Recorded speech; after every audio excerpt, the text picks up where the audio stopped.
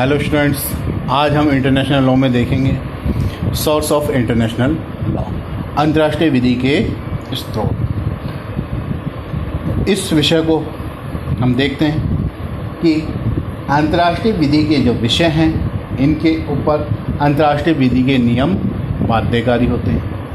अब ये नियम कहाँ से बने हैं, इन नियमों को किन किन तरीक़ों से बनाया गया है, या हम कहेंगे अंतर्राष्ट्रीय विधि के नियमों का निर्माण कैसे हुआ है, तो इन नियमों के संबंध में अगर हम बात करते हैं तो यह स्पष्ट नहीं है कि क्योंकि इस विषय पर कोई कॉडिफाइड लॉ नहीं है, कोई संहिताबद्ध विधि नहीं है जो ये कहती है कि अंतर्राष्ट्रीय विधि के जो स्रोत हैं ये निभाती इस तरीके के होंगे, ऐसा कोई नहीं है। लेकिन संहिताबद्ध नियमों के न होने पर भी अंतर्राष्ट्रीय जो विधि है इसके सोर्स के संबंध में अंतर्राष्ट्रीय न्यायालय की जो संविधि है इसका अनुच्छेद 38 से ये महत्वपूर्ण स्थान रखता है, और यह अनुच्छेद न्यायालय को निर्देश देता है कि जब न्यायालय के समक्ष कोई बात आता है तो न्यायालय को निर्णय इन आधारों पर देना चाहिए कि किसी विषय पर कोई नियम नहीं है तो न्यायालय क्या करेगा, या अगर किसी विषय पर नियम बना है तो न्यायालय को उसके आधार पर निर्णय देना होता है। तो अगर हम देखते हैं कि जो अनुच्छेद 38 है जो अंतर्राष्ट्रीय न्यायालय को शक्ति देता है किसी बात में निर्णय के लिए, तो हम अनुच्छेद 38 के अनुसार अंतर्राष्ट्रीय विधि के सोर्स को निम्नलिखित तरीके से विभाजित या निम्नलिखित श्रेणियों में विभाजित कर सकते हैं। एक कहता है अंतर्राष्ट्रीय अभिसमय, अंतर्राष्ट्रीय अभिसमय, इंटरनेशनल कन्वेंशन। एक है आपका अंतर्राष्ट्रीय प्रथाएं,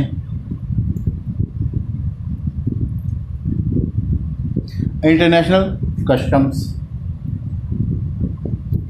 फिर एक है आपके सभ्य राष्ट्रों द्वारा विधि के सामान्य सिद्धांत। ये क्या है? General principle of law recognised by civilised nation. फिर एक है आपके न्यायाधिकारियों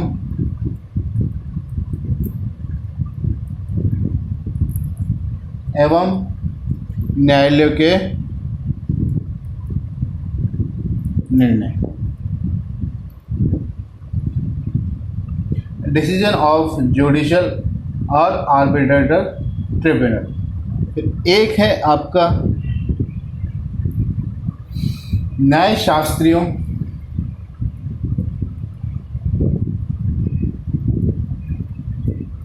एवं भाष्यकारों की रचनाएं, जूरिस्ट वर्क्स हो गए। इसके अलावा अंतर्राष्ट्रीय संस्थाओं के अंगों के निर्णय हैं, अंतर्राष्ट्रीय संस्थाओं के अंगों के निर्णय। अब हम बात करते हैं अंतर्राष्ट्रीय विधि के सोर्स के बारे में। तो अंतर्राष्ट्रीय विधि के सोर्सों को हम 4 भागों में बांटे हैं। एक आता है आपके अंतर्राष्ट्रीय अभिसमय, अनुच्छेद 38 के अनुसार क्या है? अंतर्राष्ट्रीय अभिसमय। एक है आपका अंतर्राष्ट्रीय प्रथाएं, एक है आपके सभ्य राष्ट्र द्वारा स्वीकृत विधि के सामान्य नियम, एक है आपके न्यायाधिकारियों एवं न्यायालयों के निर्णय और न्यायशास्त्रियों एवं भाष्यकारों की रचना। शुरू के जो 3 हैं ये आपके सोर्स हैं जो प्रमुख सोर्स के रूप में माने गए हैं, जबकि चौथा और 5वें नंबर का जो है इनको गौण सोर्स के रूप में माना जाता है। इनको प्रमुख सोर्स माना गया है और इनको सेकेंडरी सोर्स के रूप में माना गया है। अब हम देखते हैं अंतर्राष्ट्रीय अभिसमय। अंतर्राष्ट्रीय अभिसमय को अंतर्राष्ट्रीय विधि के स्रोतों में सर्वप्रथम स्थान दिया गया है और न्याय के अंतर्राष्ट्रीय न्यायालय की जो समिति का अनुच्छेद 38 है, इसमें भी अंतर्राष्ट्रीय संधियों के आधार पर ही न्यायालय किसी मामले का डिसीजन देगा। अर्थात जब न्यायालय के समक्ष कोई मामला आता है तो न्यायालय क्या करेगा, सबसे पहले ये देखेगा कि क्या उस विषय के ऊपर कोई अभिसमय या कोई ट्रीटी हुई हुई है या नहीं है। अब हम देखते हैं कि अंतर्राष्ट्रीय अभिसमय जो है या संधियां हैं, ये दो प्रकार की होती है। एक होती है विधि निर्माण करने वाली संधियां। विधि निर्माण करने वाली संधियां लॉ मेकिंग ट्रीटीज, ये भी दो तरीके की होती है। एक होती है विधि निर्माण करने वाली संधि और एक होती है आपके संविदा संधियां। संविदा संधियां, ट्रीटी कॉन्ट्रैक्ट। जो विधि निर्माण करने वाली जो संधियां हैं, लॉ मेकिंग जो ट्रीटीज हैं, ये क्या है, सभी राज्यों के ऊपर बाध्यकारी होती है। सामान्यतः ये मानकर चला जाता है कि ऐसी संधियां जो होती है, विधि निर्माण करने वाली संधियां जो है, सभी राज्यों पर बाध्यकारी होती है।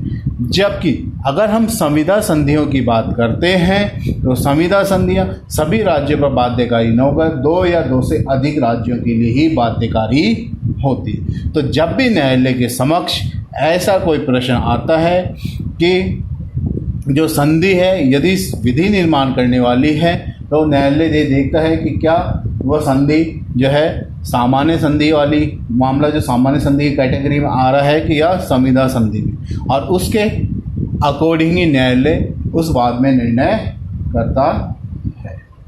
अब हम आगे देखते हैं अंतर्राष्ट्रीय प्रथाएं। अंतर्राष्ट्रीय विधि के प्रथा संबंधी नियम वे नियम हैं जिनका विकास जो होता है सामान्यतः ऐतिहासिक प्रक्रिया के द्वारा हुआ हो। अर्थात अंतर्राष्ट्रीय प्रथाएं वो प्रथाएं हैं जिनका राज्यों के द्वारा काफ़ी लंबे समय से पालन किया जा रहा हो, जिसका कहीं कोई विरोध नहीं हुआ हो, और वे नियम जो है राज्यों के द्वारा आपस में उनका पालन किया जा रहा है, उन्हें हम अंतर्राष्ट्रीय प्रथाएं कह सकते हैं। और जब किसी विषय पर कोई अंतर्राष्ट्रीय प्रथा होती है तो न्यायालय का ये कर्तव्य है कि न्यायालय उस अंतर्राष्ट्रीय प्रथा के अनुसार ही उस मामले में निर्णय देगा। लेकिन न्यायालय के समक्ष ऐसी बात आती है कि किसी विषय पर कोई अंतर्राष्ट्रीय प्रथा भी है और अंतर्राष्ट्रीय अभिसमय भी है, तो न्यायालय किस आधार पर निर्णय देगा? तो न्यायालय जो है अनुच्छेद 38 के आधार को ध्यान में रखते हुए उस मामले में निर्णय जो है अंतर्राष्ट्रीय अभिसमय के आधार पर देगा। इस संबंध में आप लोगों को मैं कुछ केस बताऊंगा, उनको आपको पढ़ना है। जैसे West Rand Central Gold Mining Company Limited बनाम आर का केस है जो अंतर्राष्ट्रीय प्रथाओं के ऊपर आधारित है। एक बार फिर केस का नाम बोल रहा हूँ, West Rand Central Gold Mining Company Limited. मैं लिख देता हूँ,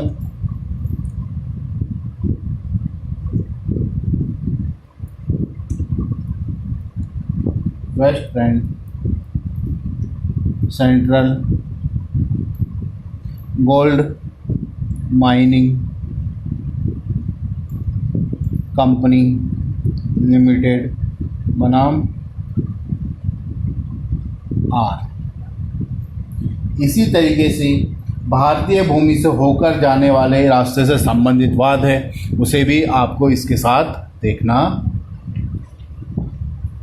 अब कोई जो प्रथा है उसके लिए निम्नलिखित विशेषताएं मानी जाती है कि कोई भी प्रथा बंधनकारी तभी होगी जब उसमें ये जो मैं कुछ तत्व आपको बोल के बता रहा हूँ, यदि ये उसमें उपलब्ध है तभी कोई प्रथा बंधनकारी हो।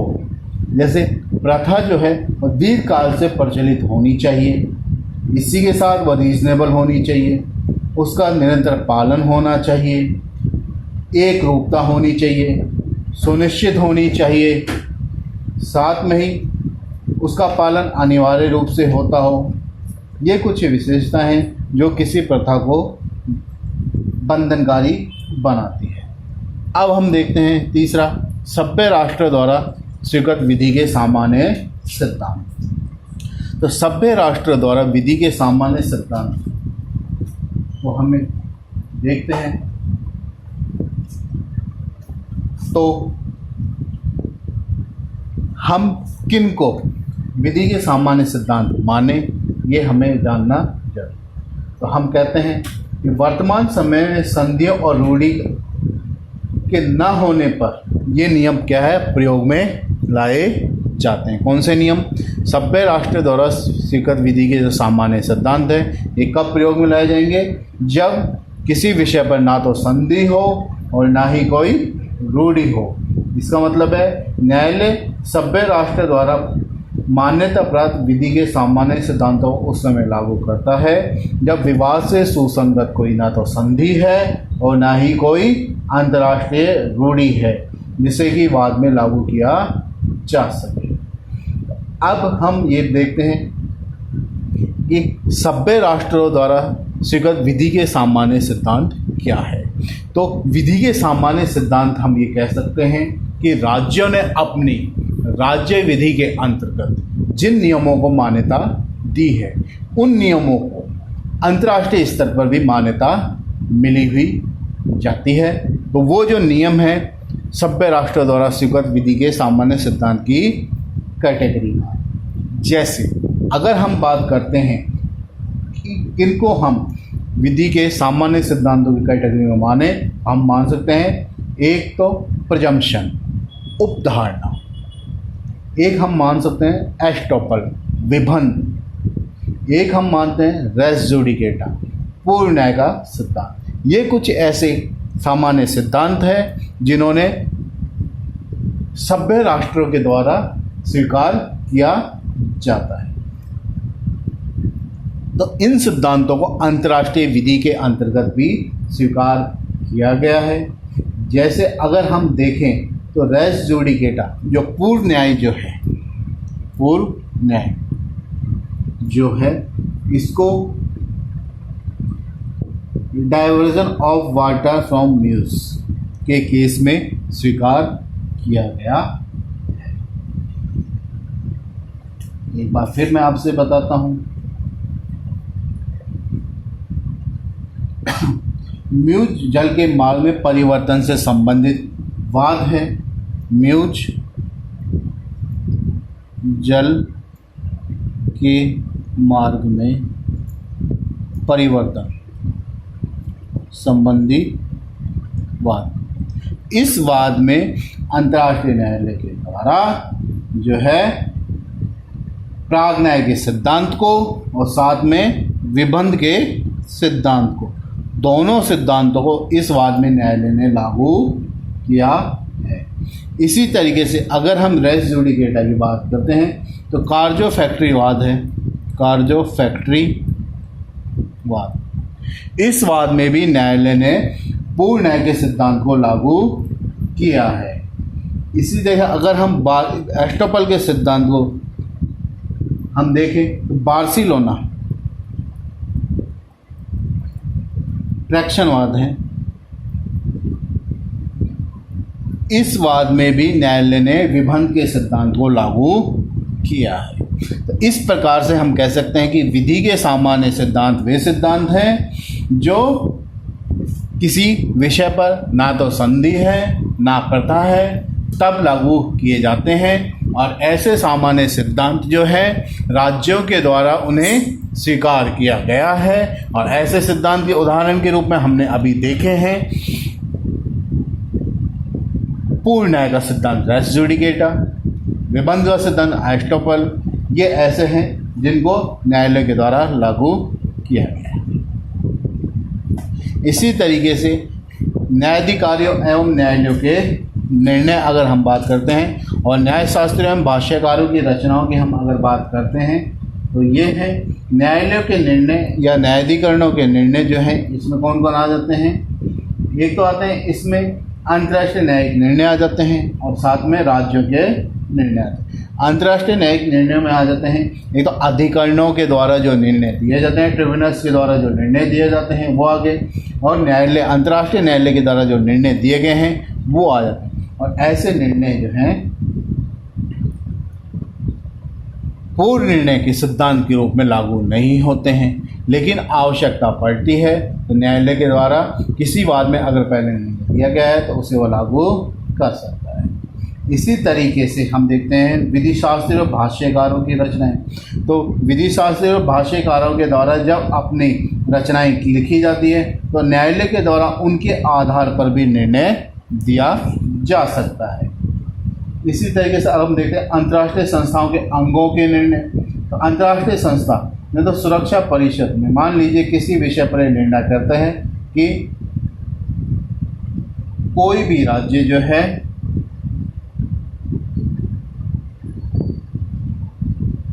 कि अंतर्राष्ट्रीय संस्था के अंग स्वयं इस बात का निश्चय कर सकते हैं उनकी सामर्थ्य या कैपेसिटी की क्या सीमा होगी।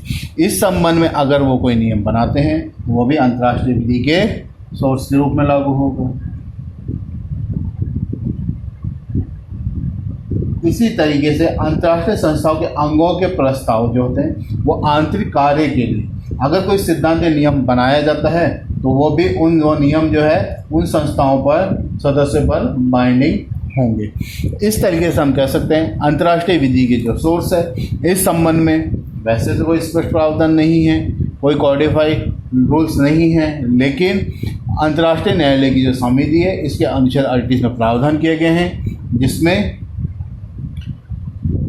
कुल 4 प्रकार के सोर्स के बारे में बताए गए हैं। एक है अंतर्राष्ट्रीय अभिसमय, सेकेंड है अंतर्राष्ट्रीय प्रथाएं, फिर एक है सभ्य राष्ट्र द्वारा स्वीकृत विधि के सामान्य सिद्धांत, न्यायाधिकारियों और न्यायालयों के निर्णय, भाष्यकारों और न्यायशास्त्रियों की रचनाएं।